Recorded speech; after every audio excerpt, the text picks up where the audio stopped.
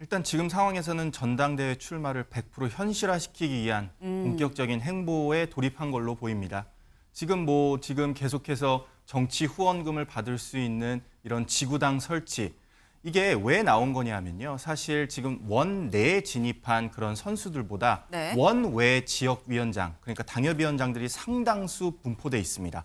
수도권만 하더라도 당협위원장이 이번에 새로 나온 정치 신인, 그런 네. 분들이 상당히 있기 때문에 그럼 한동훈 전 비대위원장은 사실 원외 인사를 잡는 안이기도 하지만 원내 인사들 입장에선 싫어할 수도 있는 안인 거거든요. 그럴 수도 역으로. 있죠. 그럼 한 위원장은 지금 내 표는 원내보다 원외가 더 많다. 거기를 공략해야 된다라는 판단을 갖고 있는 겁니다. 그런 전략적 사고를 저는 했을 수도 있다고 생각합니다. 왜냐하면요, 기본적으로 이 지구당과 다르게 당협위원회는 원외 인사들이 당협위원장으로 돼 있으면 현수막을 못 걸게 돼 있습니다. 그런데 지역구 의원들은 걸 수 있어요. 본인 홍보를 할 수 있다는 거죠. 그렇다면 같이 경쟁 주자가 지역에서 될 수가 있는데 굉장히 기울어진 운동장인 부분이죠. 그리고 황우여 현재 국민의힘 비대위원장이죠. 황우여 비대위원장이 안 나온대요 라고 얘기를 했습니다. 그 얘기 직접 들어보시죠.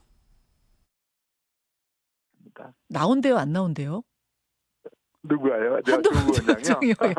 안 나온다 그랬어요. 그랬습니까? 위원장님, 황우여 위원장님한테 안 나온다고? 네네네네. 그런 뜻을 딱 잡아 얘기하진 않았지만 뭐 자기가 전당대회 본인이 굉장히 부담을 느끼고 그래서 부담 갖지 말고 네 저거 하게 해라. 네, 들으셨나요? 앵커가 물어봅니다. 나온대요, 안 나온대요? 그러니까 누가요? 물었죠. 누가요? 물어서 말한 게 한동훈 위원장이요. 안 나온다 그랬어요. 라고 얘기를 했습니다. 한동훈 위원장 안 나온다 그랬어요. 그래서 안 나온다 그랬어요. 다시 물어봐요. 그러니까 대표 나온다는 설이 있어서 오해를 받는 것 같다고 안 나올 것처럼 뭐 뉘앙스 그렇게 얘기를 했어요. 라고 얘기를 합니다. 지금 이 얘기를 보면 명확하게 한동훈 전 비대위원장이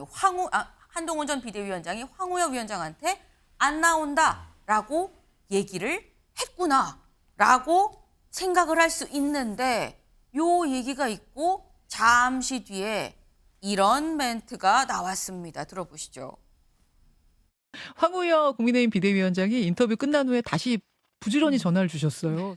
그러니까 한동훈 위원장이 나온대요, 안 나온대요? 제가 질문 드린 저는 두 분이 만나셨다길래 그 한동훈 위원장을 생각하면서 당연히 질문을 드린 거였는데 우리 황우여 위원장님은 조정훈, 그러니까 백서특위 위원장에 대한 질문으로 이해를 하셨대요. 그래서 안 나온답니다. 그래서 나온 이야기라고. 우리 황우여 비대위원장께서는 조정훈 위원장을 생각하고 답을 한 거다. 좀 정확하게 다시 한번 말씀드려달라. 청취자들께 이렇게 전화를 하셨네요.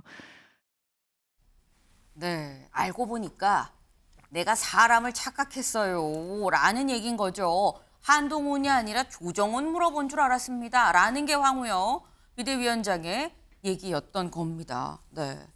약간 뭐 이렇게 보면은 뭐 해프닝은 해프닝인데 그 잠깐의 시간 동안 굉장히 좀 센세이션하게 아마 몇몇 분들은 그런데 한동훈 안 나온대라고 아마 뭐 카톡 문자 받으신 분들 있을 거예요. 왜냐하면 이게 굉장히 관심이 가는 대목이다 보니까 그래서 황우여 비대위원장이 직접 전화해서 바로 잡기도 했고요. 국민의힘에서 직접 공지를 띄우기도 했습니다. 뭐라고 했느냐.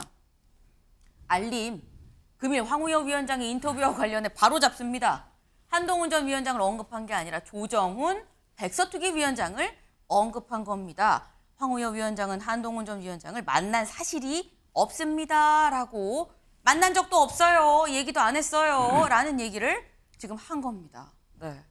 근데 이게 보니까 이렇게 되니까 뭐 해프닝으로 끝났습니다. 근데 요 사안이 최수영 의원님 일각에서 진짜 실수라고 그래도 어당팔인데 어수룩해 보여도 당수가 8단인데 8단이 조정훈 한동훈을 헷갈렸다고 라는 분도 있더라고요. 그러니까 말씀하신 것처럼 황우여 위원장이 워낙 네. 말하자면 그 정치 내공이 있는 고수이기 때문에 네. 의도를 갖고 흘린 거 아니야?라고 이제 의심하는 분들이 있었는데 네. 전체 맥락을 보면 아닌 것 같아요. 왜냐하면은 한동훈, 조정훈 훈자가 들어가니까 순간적으로 착각이 있을 수가 있어요. 훈자가 겹치잖아요. 네. 그리고 이제 거기 보면 해명할 때 보면 그게 있어요.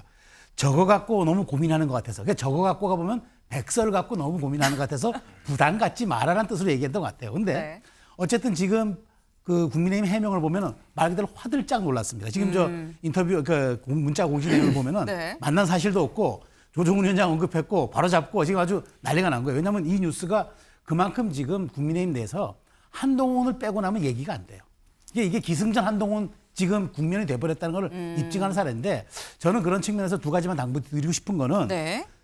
황우려 비대위원장 전당대회 때문에 그러니까 말하자면 한시적 비대위원장 맡은 브릿지형이잖아요. 네. 교량형인데 근데 지금 하는 행동을 보면은 진짜 평시의 당대표 같아요. 문재인 전 대통령 예방하고 이명박 대통령 예방하고 전대 준비보다는 오히려 평시 관리가 있는 것 같아서 좀 줄이시라는 말씀 드리고 인터뷰도 좀 줄이셔야 되고 네. 또 하나는 빨리 속도감을 내야 됩니다. 지금 국회 상황도 그렇지만 국민의힘이 이런 식으로 여당 같은 모습을 보여주지 못하면은 점점 더 국민의 시선으로부터 멀어집니다. 그러니까 조기 전대든 뭐든 이게 시기는 잡혔는데 빨리 속도감을 내면서 당권 주자들이 여기에 몰입할 수 있는 여지를 줘야 돼. 공간 열어줘야 돼요. 그게 황우려 비대위원장의 역할이지 자꾸 전화 인터뷰 하시면서 오해 불러일으킨 건 조금 자제하시는 게 좋겠다. 이런 말씀 드립니다. 최근에 당선자, 낙선자들을 만나서 한 얘기 중에 회계감사 등 투명성 보장 장치를 갖춘 지구당이 부활해야 된다. 지구당이 부활해야 된다라는 얘기를 했다고 합니다. 차재원 교수님. 네. 지금 현재 사실 당협위원회죠. 네. 당협위인데 당협이 아니고 지구당을 부활해야 된다. 네. 이게 대체 무슨 의미냐, 뭐가 다르냐라고 생각하실 수 있거든요. 사실 뭐 지구당이라는 조직 자체가 원래 있었죠. 그런데 그것이 돈 먹는 하마다 그리고 상당히 또 그러니까 이 지역의 국회의원들의 일종의 뭐랄까요, 그러니까 이 하수인 역할을 하는 그런 식으로 해서 잘못됐다. 네. 그런 부분들 때문에 사실은 그러니까 정당법에 의해서 지구당이 폐지가 됐었어요. 그런데 지금 지구당이 폐지가 되고 난 뒤에 말씀하신 것처럼 지금 화면에 놓습니다만 당협위원회 내지는 뭐 조직위원회, 지역위원회라는 형태로 해서 사실상 지금 지구당이 지금 살아있는 것은 마찬가지거든요. 그렇다고 한다면 눈 가리고 아웅하는 이러한 정치 행태보다는 네. 차라리 이것을 갖다가 당당하게 떳떳하게 양성화시켜서 제도적으로 투명하게 해서 관리를 하는 것이 낫다. 그리고 더 나아가서는 사실은 국민의힘 같은 경우는 사실은 이 보수 정당들은 과거 상당히 지역적인 토대가 아주 탄탄했어요. 그런데 이 지구당 자체가 없어지면서 지역 자체가 상당히 허물을 조직이 지금 그러니까 취약되는 그러한 상황 때문에 사실 이번 선거를 직접 한번 해보니까 네. 이것이 상당히 문제가 있다는 생각을 본인이 직접 느꼈던 것 같아요. 그렇기 때문에 지구당 부활을 이야기한다는 것 자체는 앞으로 본인이 당권을 잡았을 때 네. 향후 보수 정당의 재건을 위해서도 필요하다는 나름대로의 정치적 아젠다를 선정한 것이 아닐까라는 생각이 든다. 네. 지금 말씀처럼 지금의 어떤 지구당 전체적 조직적인 부분에 있어서 시스템의 이 변화가 필요하다라는 그런 취지의 얘기를 지금 한동훈 위원장이 했다라고 생각을 할 수 있는데 근데 이런 걸 보면 이동석 의원님. 네. 지금 전체 시스템을 건드리는 건 잠행을 하면서 지금 약간 수면 아래로 내려가시면 좀 굉장히 큰 그림을 그리는 것 아니겠느냐. 이게 전대 출마에 한 발 더 혹은 그 이상의 큰 그림까지도 현재 그리고 있는 거 아니겠느냐라는 얘기도 나옵니다. 일단 지금 상황에서는 전당대회 출마를 100% 현실화시키기 위한 본격적인 행보에 돌입한 걸로 보입니다. 지금 계속해서 정치 후원금을 받을 수 있는 이런 지구당 설치, 이게 왜 나온 거냐면요. 사실 지금 원내에 진입한 그런 선수들보다 네. 원외 지역위원장, 그러니까 당협위원장들이 상당수 분포돼 있습니다. 수도권만 하더라도 당협위원장이 이번에 새로 나온 정치 신인 그런 네. 분들이 상당히 있기 때문에 결국 한동훈 전 위원장은 미래 세대를 본 그런 행보를 한 가지 구축할 수도 있는 거고요. 네. 그리고 또 이후에는 아무래도 당권 주자를 통해서 전국 규모의 조직을 가동시키려는 그런 행보로 풀이될 수 있을 것 같아요. 지금 한동훈 전 위원장이 출마 여부에 대해서 지금 황우여 전 위원장께서 계속 이제 얘기를 꺼내시는데 이게 한편으로는 아쉬운 대목도 있습니다. 그게 어떤 거냐면 다른 당권 주자들이 지금 빛을 발하지 못하고 있어요. 어차피 한동훈이 된다는 이런 대세 과정 속에서 다른 당권 주자들은 불만이 쌓일 수밖에 없는 상황이거든요. 지금 한동훈 전 위원장을 띄우고 있는 사람은 황우여 위원장이 지금 아주 가장 띄우고 있다고 저는 생각을 하는데요. 네. 이게 비대위원장이면 비대위원장답게 정말 행보를 보여주실 것을 부탁드리고요. 앞으로도 한동훈 전 위원장 조만간 등판할 것으로 저는 예상을 합니다. 네. 이게 전당대회가 이제 한 달 반, 2달 정도밖에 남지 않았기 때문에 한동훈 전 위원장이 조만간 등판할 가능성이 상당히 높다. 이런 말씀드립니다. 지금 이 얘기는 등판 100%다라고 말씀을 하셨어요. 그래서 곧 등판할 거다. 시간 얼마 안 남았다고 얘기를 했는데 근데 사실 이 지구당을 얘기를 한 것 자체가 아까 얘기가 나왔죠. 원외 선수들이 더 많이 좀 좋아할 수 있을 만한 그런 안이다. 다시 말해서 원외 인사들을 잡기 위한 그런 방안 아니겠느냐라고도 이 해석이 될 수 있는 건데 장유미 변호사님. 네.